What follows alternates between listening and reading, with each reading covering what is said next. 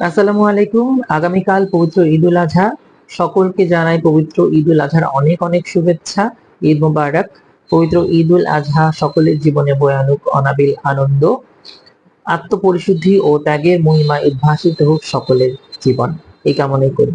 আর সেই সব সুশীলদেরও পবিত্র ঈদ উল আজহার শুভেচ্ছা জানাই, যারা কিনা সারা বছর গরু, মুরগি, খাসি ইত্যাদি খেয়ে নিজের উদরপূর্তি করে থাকেন, কিন্তু শুধুমাত্র এই পবিত্র ঈদ উল আজহার সময় তাদের মধ্যে পশু প্রেম জেগে ওঠে, পশুদের প্রতি ভালোবাসা, মমত্ববোধ জেগে ওঠে। এছাড়া আরো কিছু সুশীল মানুষ রয়েছেন যারা কিনা অন্য ধর্মীয় অনুষ্ঠানগুলোতে ঠিকই বলেন যে ধর্ম যার যার, উৎসব সবার, কিন্তু কেন যেন কোরবানি ঈদ আসলে তখন আর কেউ বলেন না যে ধর্ম যার যার, উৎসব সবার। ভাই, নীতি তো সবার জন্য একই হওয়া উচিত, তাই না? তাহলে হওয়া উচিত ধর্ম যার যার, উৎসব তার তার। তবে আমরা সম্প্রীতি ও শান্তি শৃঙ্খলা বজায় রেখে একে অপরের সাথে মিলেমিশে থাকবো, এটাই আমাদের কামনা হওয়া উচিত।